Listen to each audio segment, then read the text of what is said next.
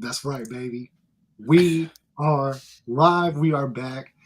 A little bit of a prolonged absence away, holiday season, family, a lot of stuff going on. But we are back. This is the Three Man Rush podcast here with your boy, Landon Oliver, my co host, Andrew Scott, back at it. We are missing our third co-host, Jared Holly. He unfortunately is dealing with some family stuff, so we want to send thoughts and prayers out to him. During this tough time for him, and just send our love, man. We love you, bro. We miss you. Hopefully, everything calms down a little bit. We can get back on here. Back to normal going forward here. But a lot that's gone down. First off, I got to send a big, big congratulations to our guy Drew getting hired on as a dynasty fantasy analyst for Fantasy in Frames. If you don't already follow them, go ahead, give them a follow. If you don't follow Drew and you are into dynasty fantasy football or really any fantasy football, go ahead and give him a follow at Drew3MR. Dude has got you. He'll have you ready for the season, ready to win your leagues, win some money, make fun of your friends, hopefully avoid that last place punishment. You don't have to spend 24 hours in a Waffle House or get a Lizzo tattoo or anything crazy like that. So, yeah, man, congrats.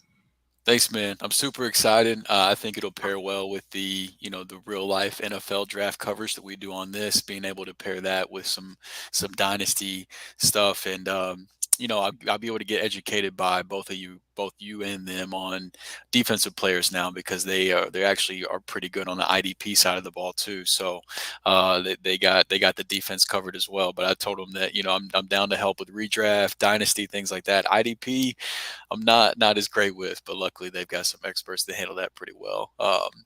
But yeah, I'm super excited to join their team and get to do some dynasty content, and also extremely excited to be sitting back here with you again after that long month plus break.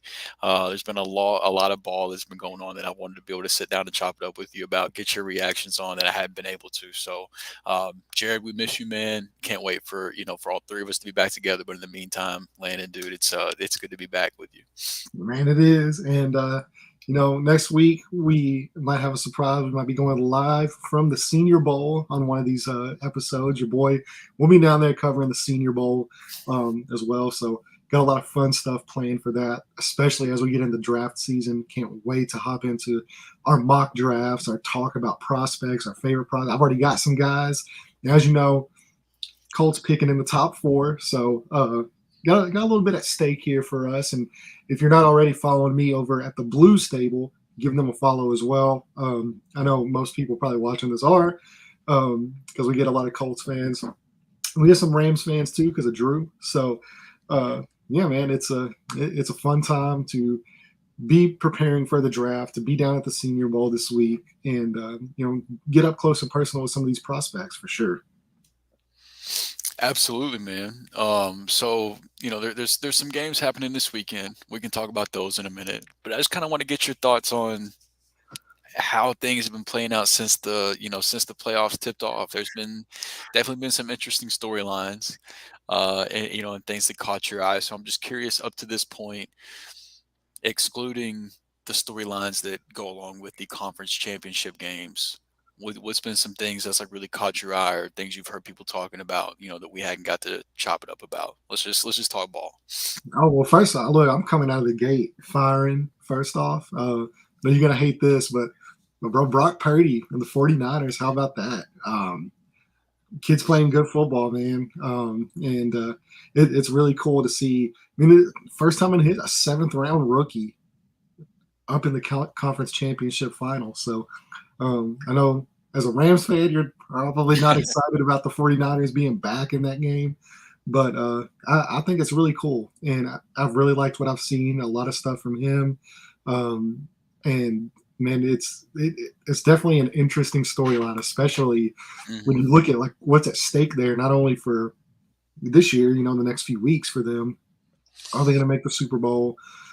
And if they do make the Super Bowl, if they win the Super Bowl, how does that affect Trey Lance? Because they traded 3 first-round picks to go up and get that guy. You got a quarterback making peanuts drafted in the 7th round that just led you to a Super Bowl or possibly led you to a championship. how do you navigate that? So, excuse me. So yeah, man, that's a crazy storyline right there, just out of the gate. And Yeah.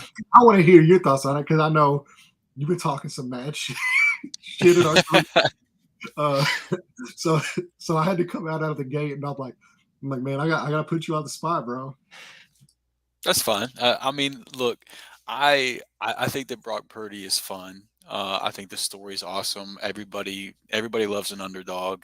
Obviously, um, my outlook is a little clouded because it is my favorite team's biggest rival that's doing this right now. But I will say they're more fun to watch than they were whenever Jimmy G was at quarterback. I just think that the Brock Purdy hype is a little bit overblown, and um, I think that people are not giving enough credit. And whenever I say people, I don't mean you. So just the general public, what I'm seeing on Twitter, basically, is what I'm referring to.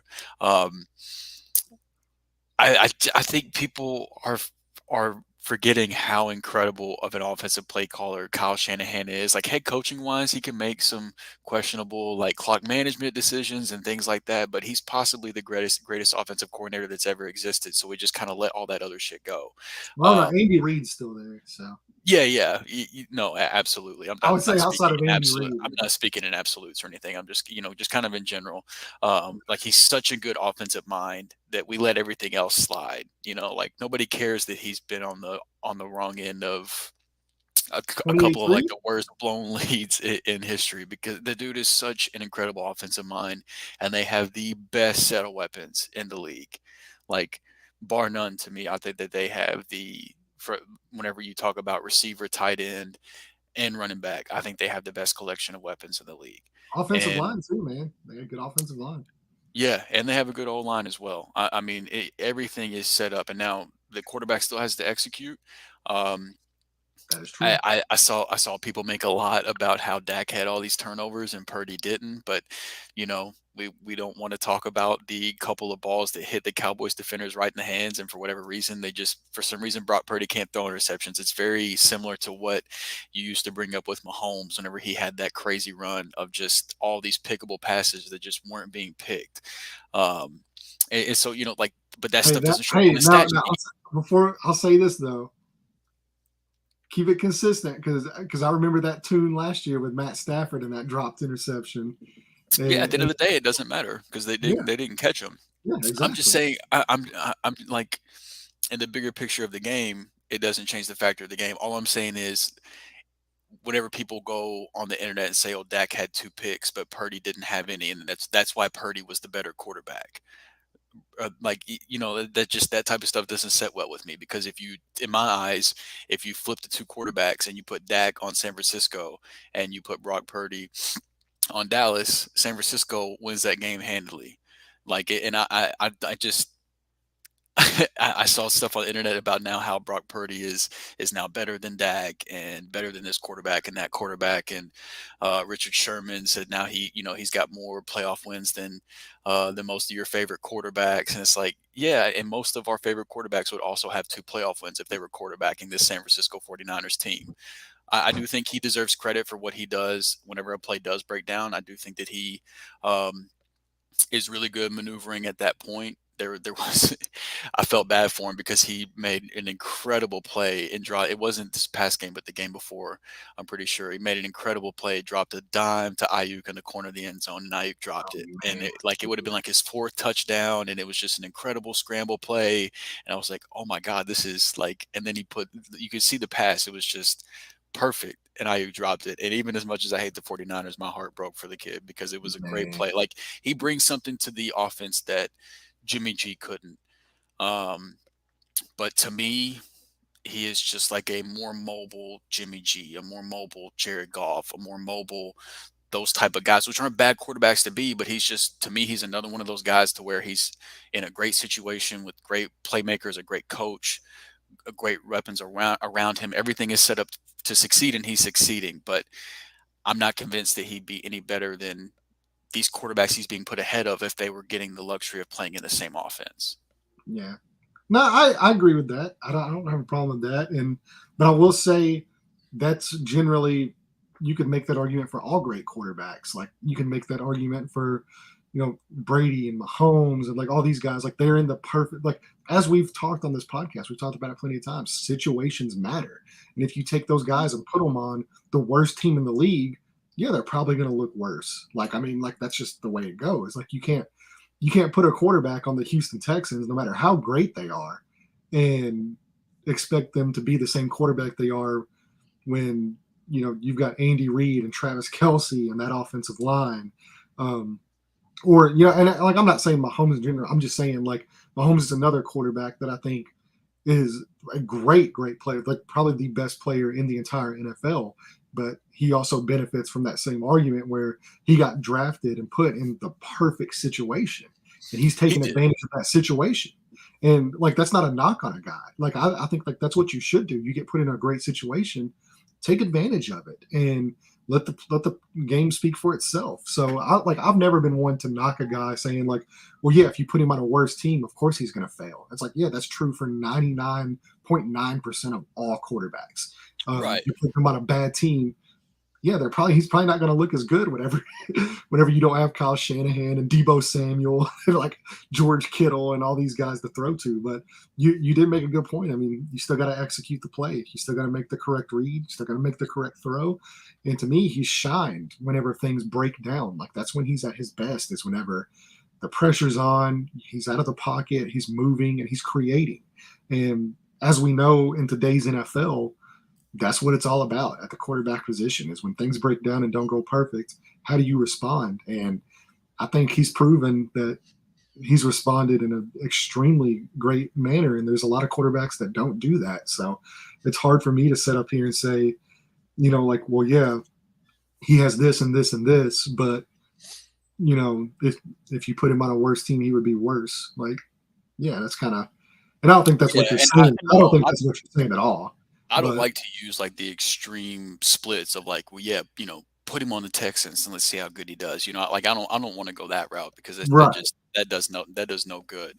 But I think the fair comparisons are like whenever I see talking heads on the main Oh TV God. markets the day after saying, Brock Purdy is now better than Dak Prescott.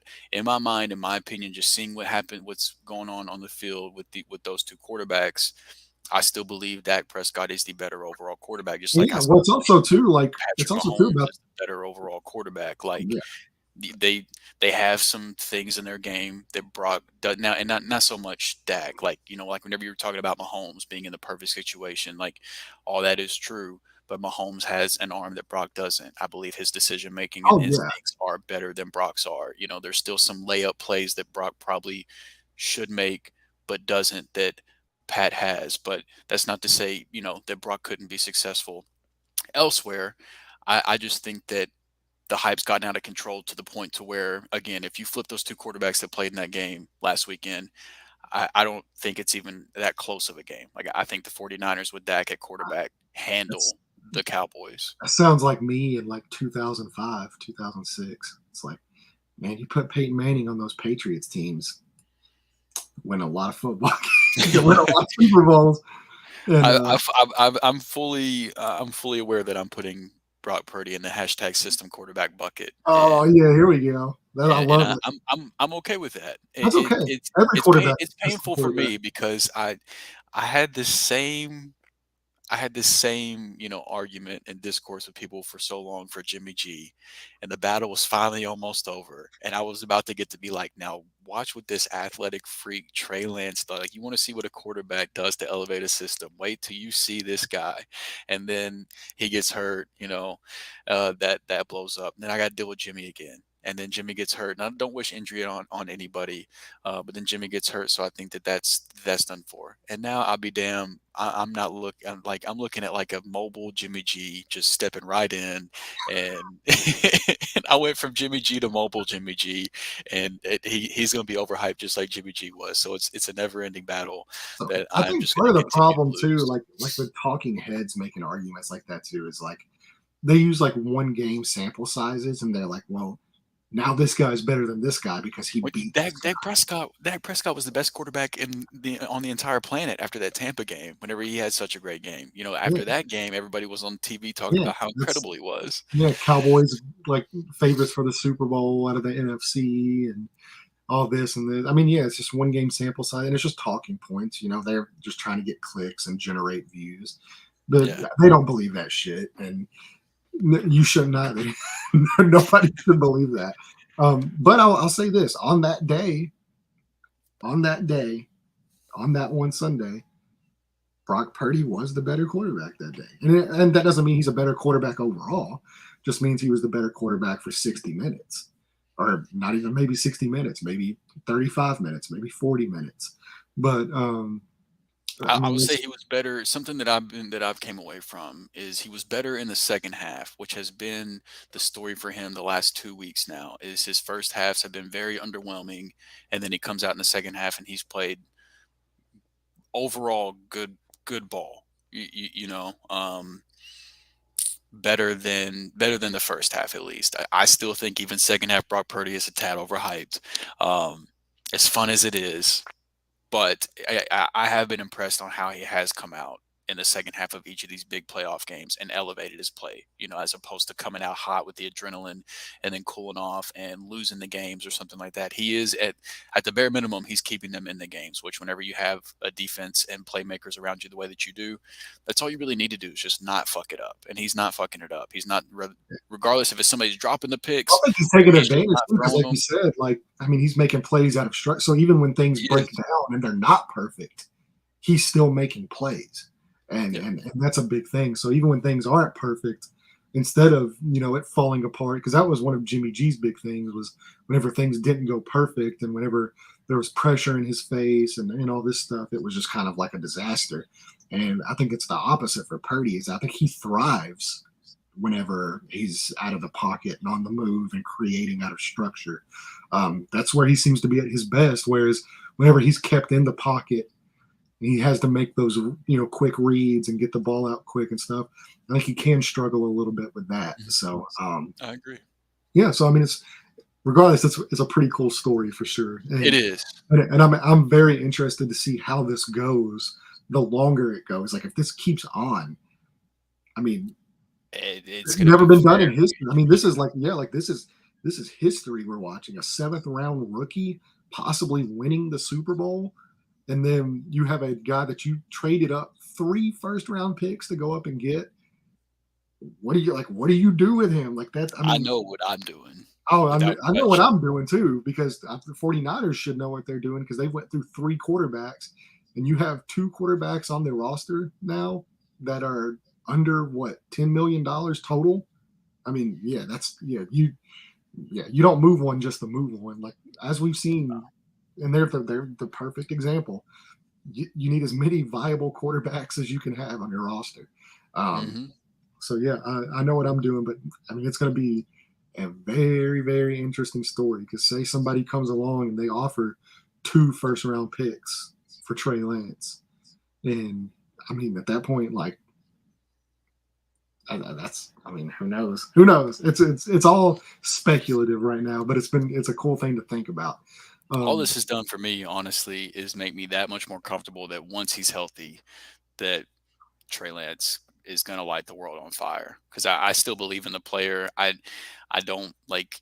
I don't get the heavy criticism against him that like he's a bust already and that he's shown that he can't play God, whenever he like barely he only got played. to make two starts before he got hurt this year, one of which was a tsunami, and then his rookie year I think he made two starts, neither of which he knew he was going to be the starter. It ended up being an injury thing where they threw him in there, so I think he's had like two games at this point game plan for him to be the starter for the full week, and one of the two was a literal tsunami. It's just like I still believe in the player. I still believe in the tools, and I think with these weapons in this system, and what I believe Trey Lance can do, I'm terrified after continually watching guys like Brock Purdy and Jimmy G get propped up.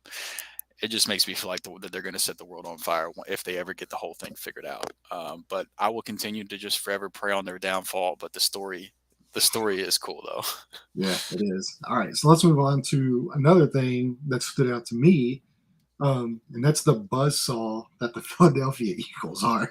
Mm, Um, just a ridiculous talent on that team, like on that roster. And right now, man, they look winning football games is hard, like at any level, like regular season, preseason, like winning postseason football games is even harder because that's when the pressure's on. Like one loss and you're done. For a team to make it look that easy as they have, um, this last week, I mean, it's like I don't know. It's just extremely impressive. Like that the game that they played, even coming off of the bye week. Because I know mhm. as a Colts fan, and there's any Colts fans watching this, how many times have we seen the Indianapolis Colts? 12, 13, 14 wins during the regular season. They earned that bye week, and then that next, they have the bye week, and then that first playoff game they come out rusty, and it's a first round exit.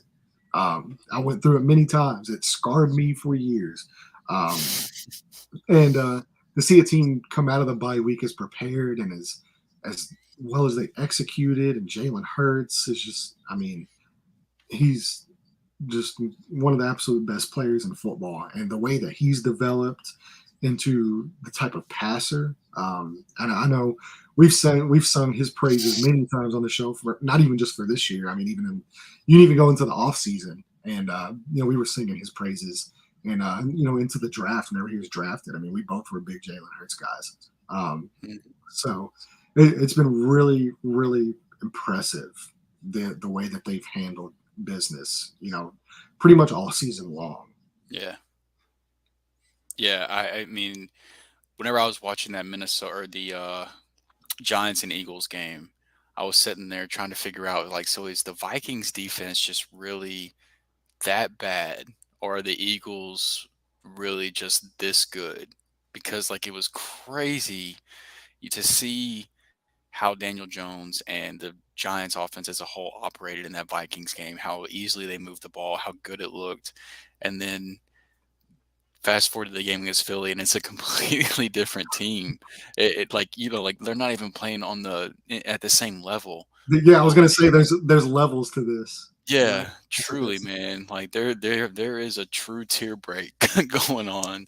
It blew my mind watching that game because of how easy Philly made it look. Like this is the divisional round of the playoffs, and they're playing with their food. Like it's crazy, man. It makes this matchup against the 49ers so intriguing because the 49ers, if you take the two quarterbacks off the team and you just look at the rosters outside of the quarterbacks, you could make an argument that the 49ers have the better roster. It's not, I don't think it's clear one way or the other. I would pick Philly if I had to choose, but I'm just saying the arguments there, like these are two very evenly matched teams outside of the quarterback position. Jalen Hurts has obviously elevated himself to a point to where hopefully nobody's going to be on TV trying to compare the two quarterbacks in this game this week. But the, these teams are very evenly matched though, and Brock is playing good ball and overall taking care of the ball.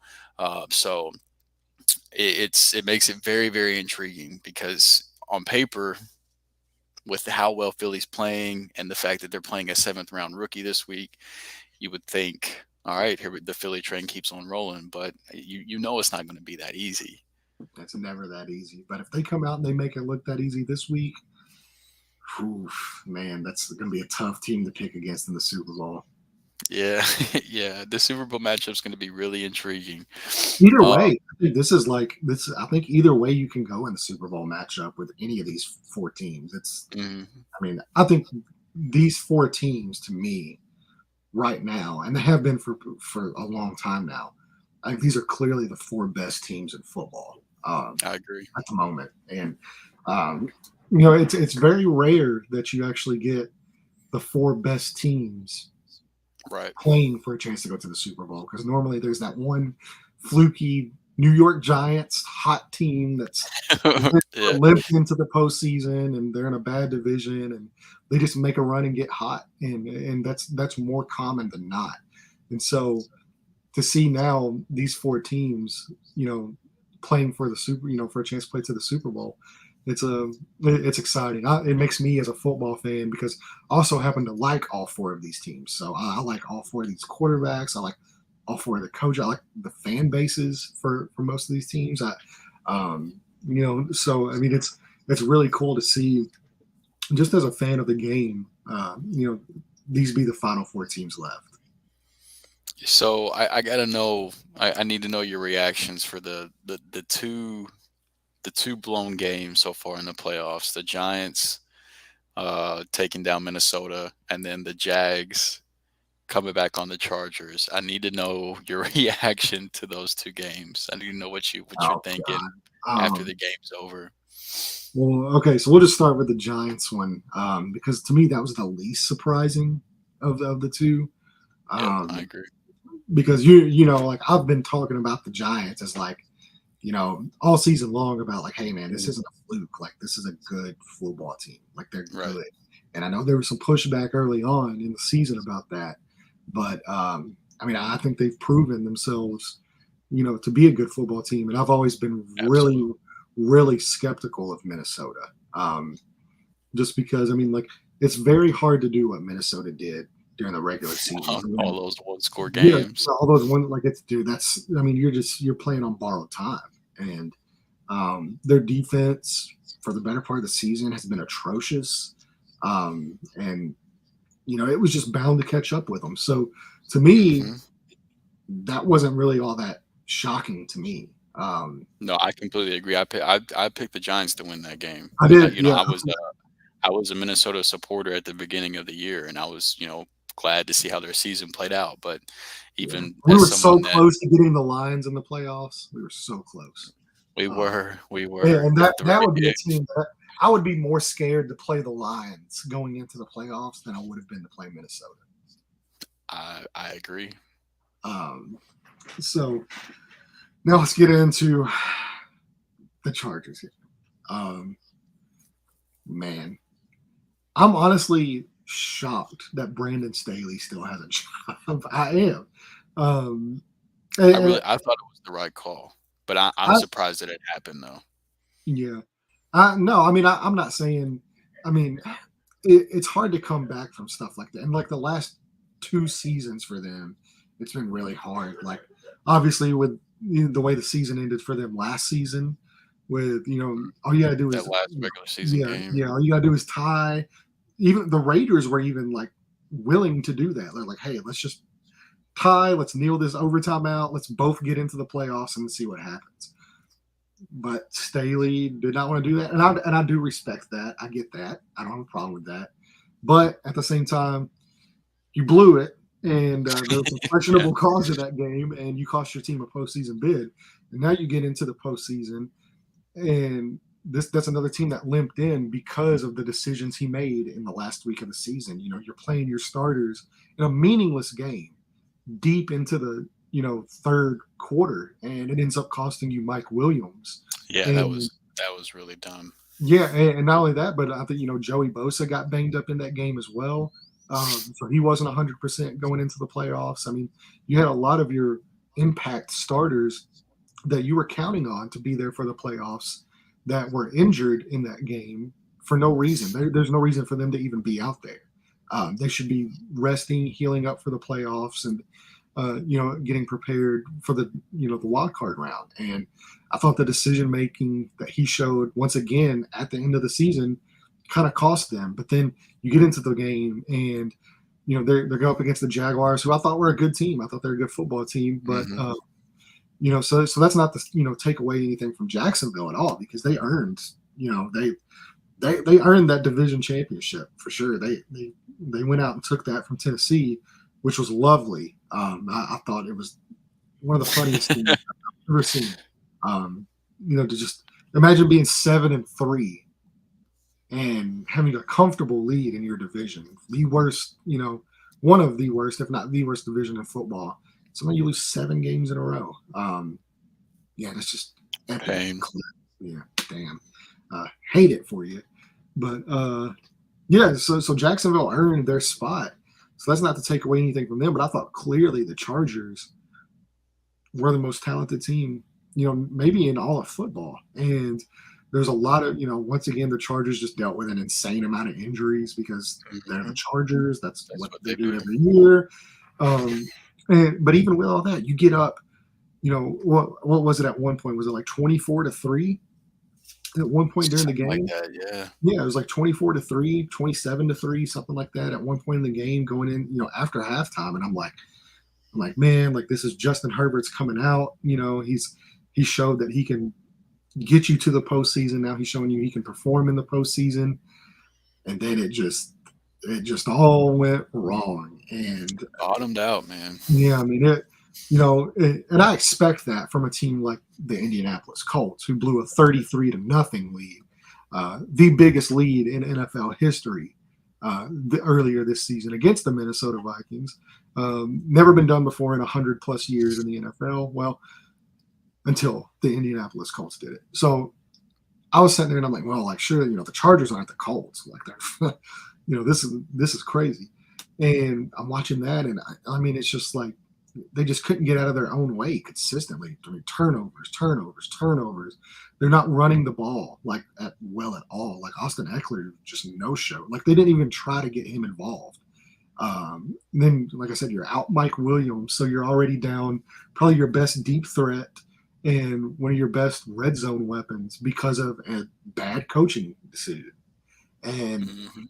all this stuff has snowballed over the last 2 seasons. That after that collapse, and I'm sitting there and I'm like, man, like there's no way they're bringing Brandon Staley back, especially too. You got Sean Payton waiting in the wing. Like Sean Payton wants that LA job. Like he wants Yeah. the LA job. He wants the Dallas job. Those are the two jobs Sean Payton's going for. And he's available. And I get not wanting to trade, first round picks or whatever for a coach. I get that. But Yeah. I will say that every other time that has been done in NFL history, every single other time, the team that traded the first round picks for the coach won a Super Bowl. So I'll just put that out there. Um, so it was interesting the decision made to bring him back, and obviously they fired Joe Lombardi, who has been, Vince Lombardi's grandson. He's been coasting off that, and which I mean, maybe that's a little harsh. I don't know. I mean, he's still. I mean, there's nepotism in the NFL for sure, but Yeah. yeah, I mean, it's. I mean, it's a tough situation. It's tough for that team. I feel so bad for their fans. Like, obviously, our boy Whitaker, a big Chargers fan. Mhm. Dude, like I couldn't imagine being a Chargers fan every year. I mean, No. dude, So it's much pain.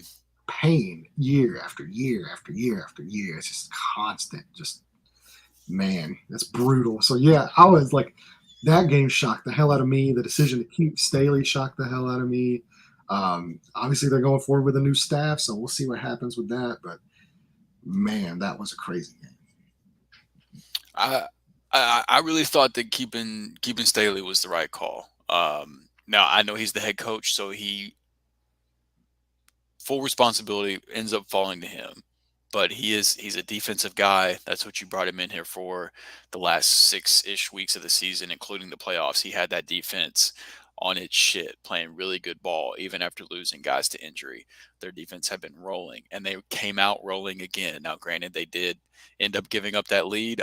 That was partly on the defense, but I also thought that was um, the offense even shared some blame on that with some turnovers and the play calling and things like that, and which was why I thought firing Lombardi was the right call, because to me, Oh yeah. the weak point of the team, even whenever the defense was somewhat struggling, the play calling on the offensive side of the ball was always the most frustrating thing about the Chargers to me. And honestly, I don't want to say my two favorite firings, because like I'm never going to be like happy that guys are getting fired, because losing your job is awful. But the two the two offensive coordinators that were let go, Most deserved firings. yeah, were Yeah.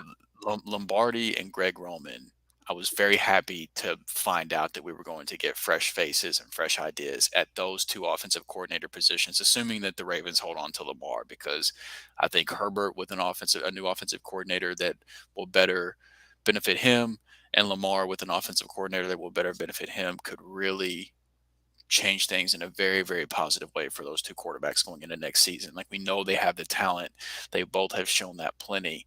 They just, I mean, I'm not expecting these guys to get a Kyle Shanahan or anything like that, but just actual NFL offensive play callers that are trying to fit their scheme to their star quarterback is just that's what I've got my fingers crossed for those two teams, because those were two teams this year that just over and over I constantly found myself frustrated with. And the Steelers were another one, to be honest with you. I was really surprised to see that they kept their offensive coordinator, but I'll say this Pickett though, isn't like on for the Steelers, the same like level to me. I mean their offense, like the development of Kenny Pickett as the season went along was really strong, and I think as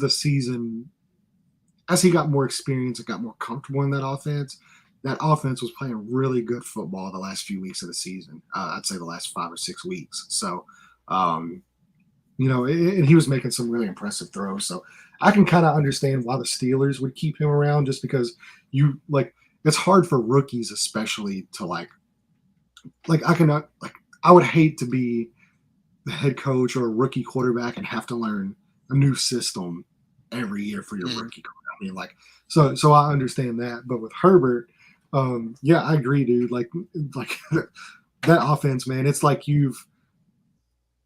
mean, you've got a freaking Ferrari at the quarterback position. I mean, one of the most physically gifted quarterbacks in football, and just, I mean, intelligent, great leader. I mean, just quiet leader. He goes about his business. He just plays football. He is not a social media quarterback per se.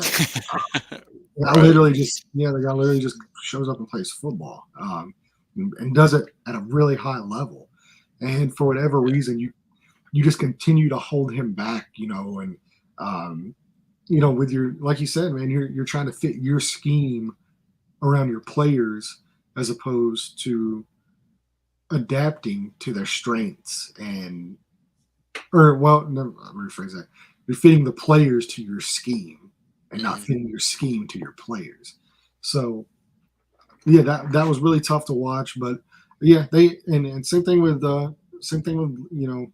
Greg Roman and Baltimore there. I thought, Lamar has really been pretty vocal the last couple of years about, wanting to be more of a passer and to not run such a gimmicky offense. And obviously too, when we've seen, there's been a lot of hits taken because of the way they run the offense and the way they run him. And we've seen those hits add up over the last couple of years. And he's been injured now for both playoff runs they've made the last 2 years. And, this year he couldn't even play at all. So it's, yeah, I mean, it's all cool the first couple of years if that's what you want to do. And yeah, it takes the league by storm. But man, as we know, man, the league catches up. It always does. And those hits add up. And, it's tough on a dude's body to run that type of an offense for multiple seasons. So eventually you do want to get somebody in there that helps build around him as a passer. And he's a very talented passing quarterback. We've said it on the show multiple times. So, I mean, this guy can be a guy that kills you from the pocket. He can beat you anywhere on the field. So they just got to get him some more weapons, man. They got to get him a play caller, and they got to get him some more weapons. I know, Rashad Bateman only got to play a few games. They're going to get him back from injury. But you can't have Rashad Bateman go down, and then you've got Devin Duvernay and Demarcus Robinson as your outside receivers. That's just in today's league. That's not look at all the teams left in the playoffs right now. A.J. Brown and Devontae Smith. Those are two wide receiver ones that happen to play on the same team. In terms of just overall talent in the league. Yeah, San Francisco. And I mean, even Kansas City. I mean, Kansas City traded Tyreek Hill, but even they went and loaded up, drafted Sky Moore in the second round, went and signed Juju Smith-Schuster, still have Travis Kelce there. And I know, traded for Kadarius Toney. Yeah, Kadarius Toney. Jerick McKinnon. So I mean, it's not like the cupboard's bare over there either. No. And then Cincinnati, T. Higgins, Jamar Chase, Joe Mixon. Boyd. Tyler Boyd's a strong wide receiver too, if not a borderline wide receiver one out of few teams around this league. Like the Giants, Tyler Boyd's unquestionably the best wide receiver on that roster. and he's wide receiver 3 on the Bengals. Yeah, So you just that's the way this league is trending. You yeah, have to have not just multiple okay playmakers. You have to have multiple above average guys that can win out there on the field if you really want to be able to keep up with the top of the tops in this league. I mean, it was no different in the playoffs last year. It's been this way for the last few years now. It's been offensive minded head coaches, the quarterback that can get it done, and load them up with as many playmakers as possible. The last few years, that has been the blueprint the league has given us, basically. And right, Baltimore right now is not there. Like getting Bateman healthy will help. Mark Andrews is still a legit, um, a legit tight end, but like you can't have Sammy Watkins running meaningful routes in the playoffs. You can't be depending on Demarcus Robinson cooking Eli Apple on a double move in the playoffs, even though it worked. Like that can't be what your winning formula is once you get down to that point. So I really hope that they take this offseason to surround Lamar with playmakers and get him a play caller that's going to let him run an actual NFL offense because he has the capability to do so. yeah, for sure. And then I guess too, when you talk about my Super Bowl pick for this year, getting eliminated, that is the Buffalo Bills once again. Uh, Coming up short, I thought it was funny. We changed the overtime rules because they got eliminated last year, and then Just for them to get lit up.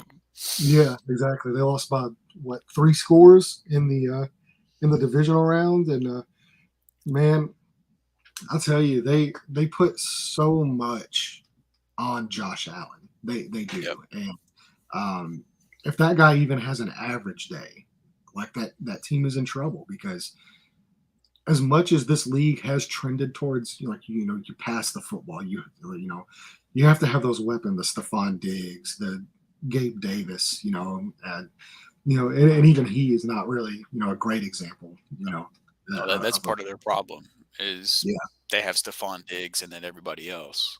yeah, and but to me their biggest issue, and it's killed them now for 2 off seasons in a row, and they can't run the football. Uh, they Not whenever can't, it matters. and you know, in the playoffs, especially, you have to be able to grind out tough yards on the ground.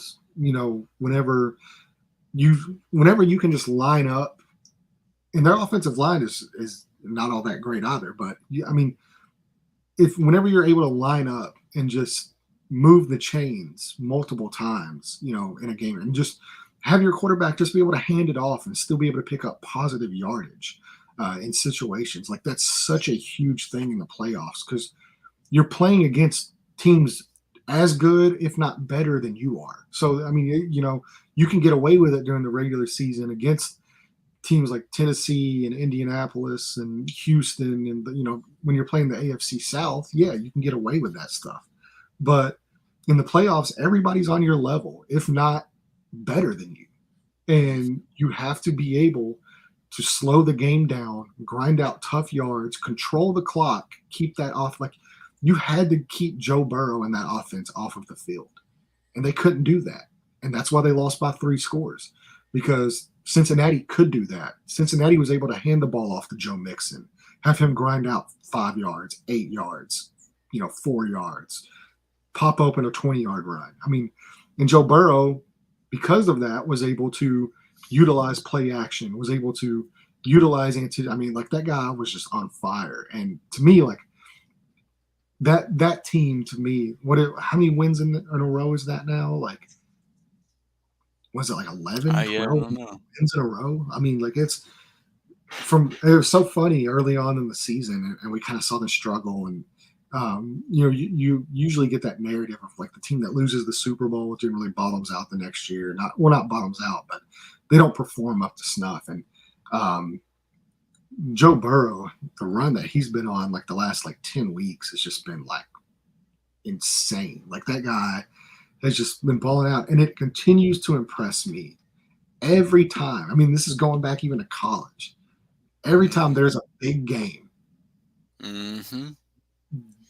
and you can't measure it on a stat sheet.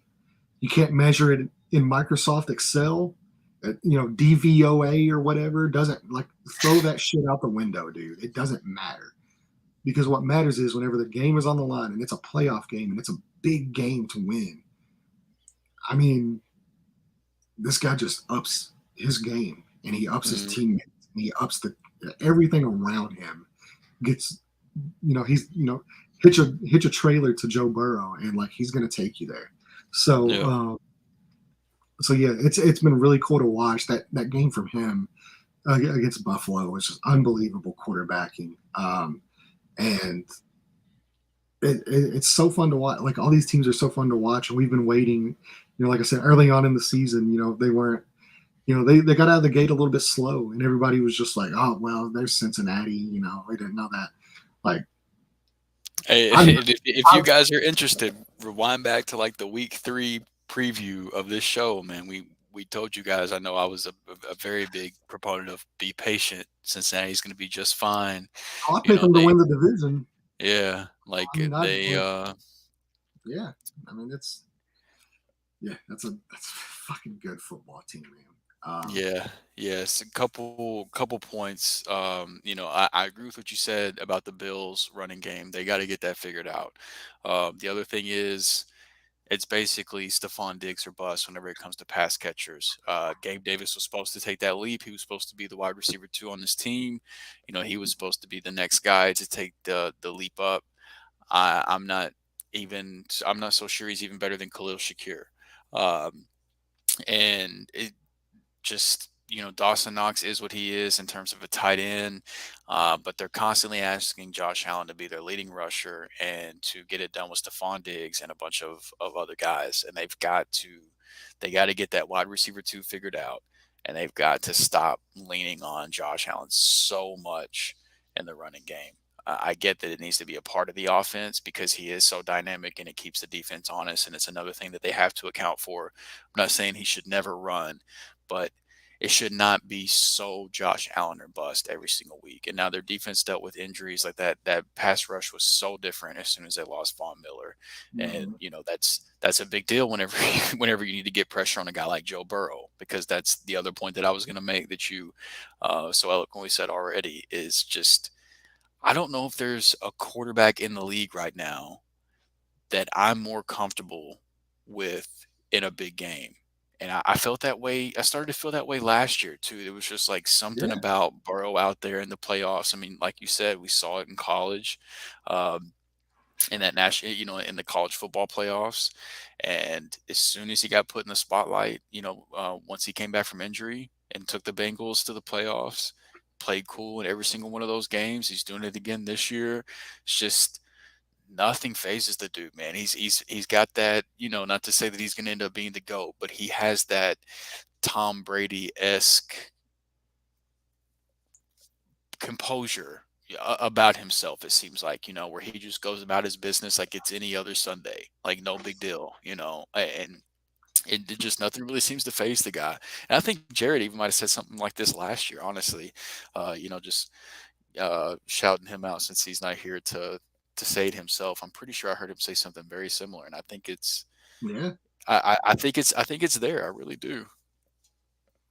yeah. I agree, man. It's gonna be so fun as these teams go forward to see how this looks like, and then obviously with the Mahomes injury, obviously that plays a big role as well in what's coming up. So let's go ahead and get into our Yeah, let's playoff talk about that predictions game. here. Yeah, let's talk about the game. So obviously, Kansas City once again, fifth straight AFC Championship game. Super impressive from them.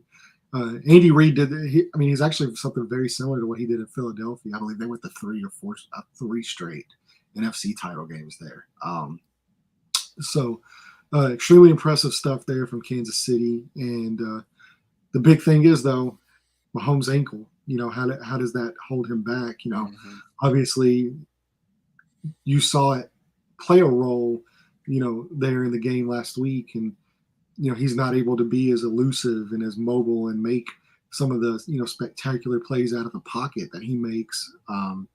But I mean, he's good enough to where he can still stand in the pocket and still kill you. So it's kind of like pick your poison. But that does take Yeah. It does take away a certain dimension, and unfortunately though, like they're facing a much better defense, and the Cincinnati Bengals defense is playing Mhm. unreal football right now. They're playing fantastic, especially up front. Getting pressure on guys. Um, they've been really impressive, and the defensive coordinator Lou Amarolo, or I can't pronounce his last name, so excuse me for that. But the game plans that guy has, especially halftime adjustments and stuff that he makes, if they do make any halftime adjustments, I mean, who knows? Apparently, that's a myth. I had no Yeah, idea, because but I mean, I don't think it's a myth. I don't think it's quite as like teams don't go in and completely change their game plan at halftime, but they position coaches, they'll have little tweaks, for their positions once they get in there, and it's not as crazy as what getting in there and just being like, okay, scrap that game plan, we got to come up with something new. Like that doesn't right. happen. But yeah, I mean, there are adjustments made, but um, they have the best second half defense in all of football, and they're able to get pressure on the quarterback, and especially with Mahomes now being hampered with that ankle injury, having to play from the pocket. I'm curious to see how Cincinnati game plans, because we've seen them now every time they play, even when Mahomes is healthy, they find ways to frustrate him in that offense, Mhm. and they and Joe Burrow for I mean, you just can't. He's unflappable. You can send whatever you want. You can send Chris Jones at him. You can send multiple blitzes at him. It doesn't matter, because he gets the ball out so quick. The way he processes information, anticipation that he throws. He made a throw this last week against Buffalo, I believe, where he threw. I believe it was the number 2 receiver, and I mean, the anticipation that guy showed um, is just unbelievable. And so it's hard to get pressure on a guy like that. It's kind of the same vein as like guys that, like Mahomes, that scramble around and make plays out of structure. It's almost, the same thing, but with guys that are in structure, guys like Joe Burrow and Tom Brady, and Peyton Manning was the same way, where they might not be, mobile and kill you out of the pocket. And, Joe Burrow can move for sure, but, Mhm. nobody's mistaken him for, going to kill you with his legs. But where he kills you is, it's hard to get pressure on a guy like that, because even though he might not escape pressure as well as the other guys, he beats pressure in a different way, and that's with his mind. And the anticipation and the post snap reads, and he knows where he's going with the ball. He knows what you're doing before you do it, and it's hard to beat a quarterback like that. It truly is. It's impressive to watch. So, very curious to see how Cincinnati attacks Kansas City with the Mahomes injury. I want to see how they game plan around that. Do they blitz more? Or do they drop back into coverage like they usually do, and just send 4 guys and keep everybody else in coverage, and let those 4 guys go eat? And then on the opposite way, how does Kansas City decide to attack Joe Burrow? Because they have a really good defensive line as well. Their defense has played really good Mhm. football. So um, I'm just kind of curious to see how both these defenses attack the quarterbacks in this matchup. Yeah, that's what it's all going to come down to. Whenever you have 2 quarterbacks at this level, um, it's tough, man. Because I would give anything for that ankle injury to just disappear, and because I want these guys to be at their best, At because their best. Yeah. I think that these are the 2 best teams in the AFC. I think that these are the um, 2 of the 3 best quarterbacks in the AFC. I think that Burrow has put himself in that tier with Mahomes and Allen. Oh yeah. In terms of quarterbacks in the league, I think that those are the 3 best quarterbacks in the league. Whatever order you want to put them in, you're not really going to hear much from me. But you've got 2 of the 3 best quarterbacks in the league, in my opinion. Um, yeah, I wish that Mahomes was healthy, man, because a high ankle sprain isn't anything small. But I have no doubt that Andy Reid is going to put them in the best position to succeed. I have no doubt that Mahomes is going to operate within the offense, within the game plan. Knowing whatever his limitations might be, and I have no doubt that he's going to push those limitations, because the dude's a baller and he will do whatever he Tough, needs to do to try to get that tough, team over tough, that tough hump. motherfucker. Yeah, Mahomes is a tough son of a bitch, man. So I'm still even with the injury there, I'm still extremely, extremely excited about this game. And this was the two teams from the AFC I was hoping to see. I know a Bills Chiefs rematch might have been fun because of the way that the game went down and the new overtime rules and things like that. But I truly believe these were the two best teams in the AFC, and I'm glad that it worked out this way. But I'd be lying if I didn't say that Mahomes' injury wasn't starting to influence my pick a little bit, though, Hey, because I mean that's part of the game, man. So let's go ahead and pick all this things thing. considered, I think I would normally take the Chiefs. But whenever you got two teams playing this well, two quarterbacks playing this well, and one of them has a high ankle sprain and one of them doesn't, I'm going to go with the one that doesn't have the high ankle sprain. So even playing field, I'd probably take the Chiefs. All things considered, I think I'm gonna have to ride with Cincy making it back to the Super Bowl. Yeah. Yeah, and so for me, like even healthy, until they prove to me, I mean, it's very similar. It's like it's kind of like the Cincinnati Bengals and Joe Burrow. That's been their kryptonite, and they It can't get has, over. yeah. Mahomes hasn't beat Burrow yet, right? I No, mean, I know that no, they don't play one on one, but right, the but yeah, Patrick Mahomes yeah. led Chiefs haven't beat the Joe Burrow Joe led Burrow Bengals led yet. Bengals, even going back to the playoffs last year. So, Right. yeah, so even when healthy, it's hard for me to go ahead and pick the Chiefs in this. So now, of course, you have the injury on top of that, and for me, it's very simple. Like until they prove that they can beat the Bengals, I have to see it to believe it. So I'm going to pick the Bengals in this one, just because of and like I know basing it off previous records is kind of silly and stuff like that because each game's a new game and anything can Mhm. happen. But I mean, there is a thing. I mean, look at the Colts in Jacksonville. For whatever reason, they just can't seem to win football games in Jacksonville. So And and Brady trying to win in Denver yeah, yeah, whenever he played for New England. yeah. I mean, And Brady trying to beat New Orleans whenever he played for Tampa. It's a real it's a thing, real man. thing. So yeah, until the Chiefs show me that they can beat the Bengals, and especially on Joe Burrow on a big stage, I'm not going to bet against Joe Burrow on a big stage. So I'm going to take Cincinnati Bengals.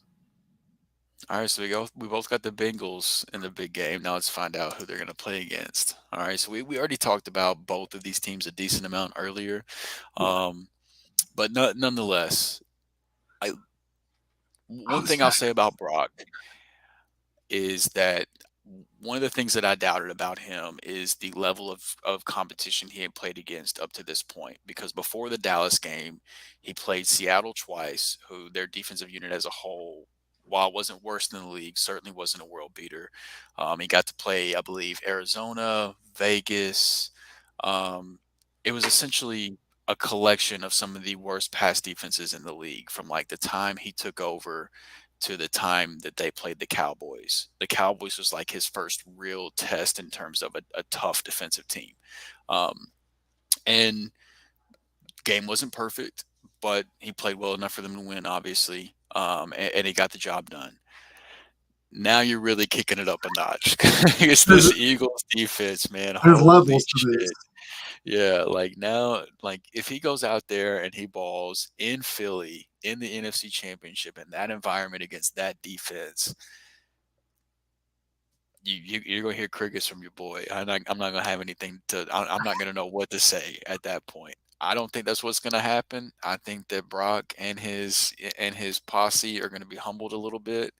Um, I still expect this to be a good game because the 49ers still have a great defense. They still have a great offensive mind. They still have playmakers that I could go back there at quarterback and, CMC and Debo and Kittle could still find some way to make a play. Either, that they're a special group and Brock is a more than capable quarterback, compared to what I think his expectations were. Um, he's handled it and the moment doesn't seem to be too big for him in terms of that. So I do still think it'll be interesting, but um Philly's just a whole nother animal, man. And it's been pretty clear the entire season that they've been the best team in the NFC. And I think that that trend continues. And so I'm going to take the Eagles to go face the Bengals in the Super Bowl. Yeah. So to me, it's kind of similar to the Joe Burrow thing, except like there's two different factors and they're two completely different things. But I've seen Kyle Shanahan in big games, and I've seen Jalen Hurts in big games, and I know which one raises their level when it comes to big games, and it's not Kyle Shanahan. Um, yeah, I know Kyle Shanahan doesn't play, but he's very instrumental, and it just seems like this Eagles team, man. It's like you said, it's a different monster. Like it truly is. Their secondary is to me the best in the league. They have the best secondary in football. Um, their defensive line is just monstrous. They're healthy finally. This is a team that's finally healthy. Their offensive line is fantastic. Their weapons are fantastic. Their quarterback's one of the best 5 quarterbacks in football. Man, it's a tough. Such a well-oiled Yeah, machine. and see, I even think the coaching staffs, like I think Kyle Shanahan is one of the greatest offensive play callers in all of football. But on the other side, man, Shane Steichen isn't anything to sneeze at either. Like, I mean, he's done some really great stuff here this season. So, all things considered, the rosters to me are very similar. I think the Eagles actually have a little bit more of a complete roster because of the secondary on defense. Yeah, they definitely have a leg up in the secondary compared to San Francisco for sure. But the deciding factor is the quarterbacks to me. So not only do you have comparable rosters as far as talent goes, I'll give San Francisco a little bit of a bump because of their head coach and what he does. But on the other side, I give the Eagles a little bit more of a bump because of their quarterback. And obviously only one of those guys plays the game. One of those guys is out on the field. The other one's not. So, it's hard for me to pick against the Eagles. I'll take a Philly. Yeah. So Cincinnati and Philly, which to me would be my dream matchup for the football. Like if I could choose a matchup, this would be the one I would want to see the most because I think both the Bengals and the Eagles match up very well. Strengths on strengths, weakness on weakness. I think it would be just one of the best possible Super Bowl games that we could get. Yeah, I mean, Jamar Chase and T. Higgins against that secondary, and then Joe Burrow, trying to hold off that Eagles O line, and on the other side, Jalen Hurts having to make plays, Devontae, and AJ Brown over there. I mean, plus two, it'd be so sweet for me to possibly see AJ Brown in the Super Bowl the year after. I think that would be hilarious. Imagine he goes out and wins Super Bowl MVP. Oh, I'll be insufferable. Yeah. Oh, I can't imagine it, and it's sweet in my head. It is sweet. But yeah, man, there's a lot to go over for sure. So it looks like we both, though. I mean, we both the Bengals and the Eagles, which means that it will probably end up being the Chiefs and the Niners. Just like that's what I'm actually going to bet on. I'm going to bet on the Chiefs and the Niners to win. So that way, I'm going to hedge my bets. I can kind of do like a Skip Bayless thing where even if I'm wrong, I can't be wrong. So either I look good on the internet, I look good on YouTube, or I'm winning money. So it's going to be awesome.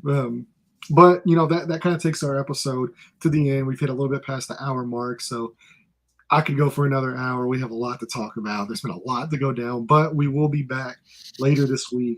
Hopefully with Jared. We'll see how that goes with him, but at least you'll probably get us two. And there's a lot to go over. Head coaching searches, the draft coming up. There's a lot, fantasy stuff coming, later this year. I mean, so much football and so little time. So much football, which there's never enough football for me.